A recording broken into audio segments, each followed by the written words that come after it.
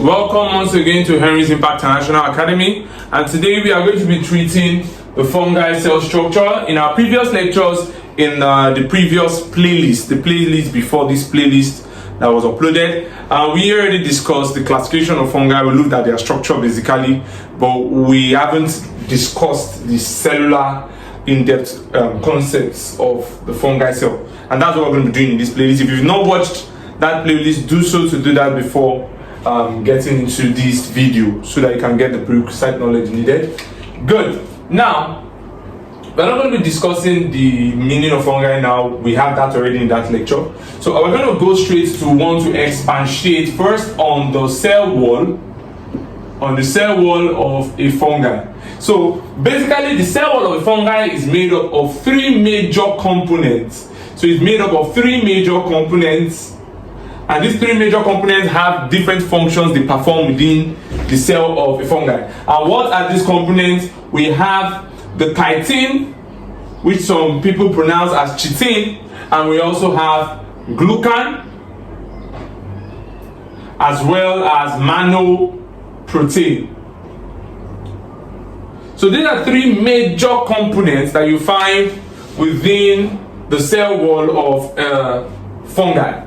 Alright, good. So we're going to be expatiating on each of them as we'll move on in this lecture. So firstly, we want to talk about the chitin. So, chitin or chitin, as the case may be, it is a major component that is responsible for giving rigidity, shape, and protection to the fungi. You find it as the first structure on the surface of the cell wall. So it is the first structural component on the surface of the cell wall. So that's literally this guy here that we have here. So this is the cell wall double membrane. So what you have here is chitin. Now chitin is rich in a component. A component that we call NAG, which we've talked about in a previous lecture, that the N-acetylglucosamine, which is a glucose derivative. It is a glucose derivative. Yes. Now, this chitin is similar to the exoskeletal materials that you find in insects, and that's one of the reasons why it is believed whenever you want to, there are sometimes scientists will want to place fungi as more animal-like, and that's usually as a result of this character here. I get it now. So the presence of similar structure in insects makes the fungi sometimes considered as animal-like. We also have other features of the fungi that make them considered plant-like. You understand? Okay, but this character here, it contains chitin that has materials that makes it behave like have that material similar to exoskeletal organisms like insects. It's one of the reasons why it's also considered to be placed as animal-like organisms. Okay, and that's for chitin. Then we have glucan.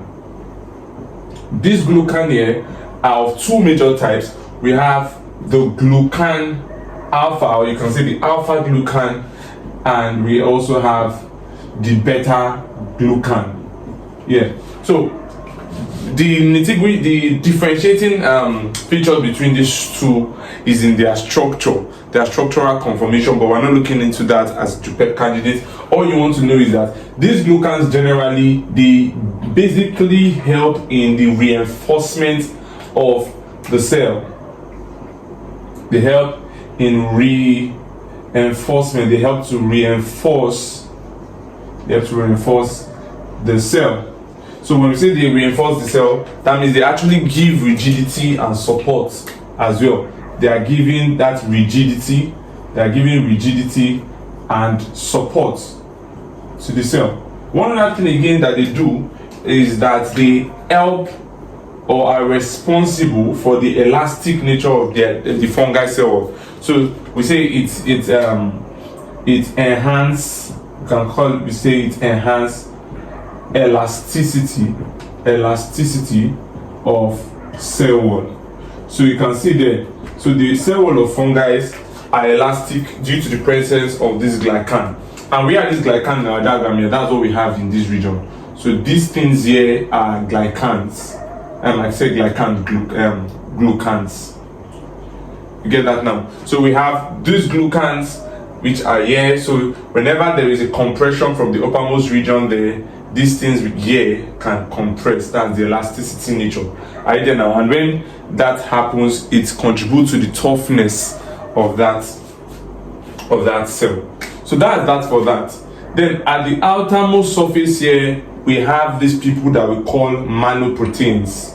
We have these things that we call mannoproteins. So mannoprotein basically is just a combination of mannose sugar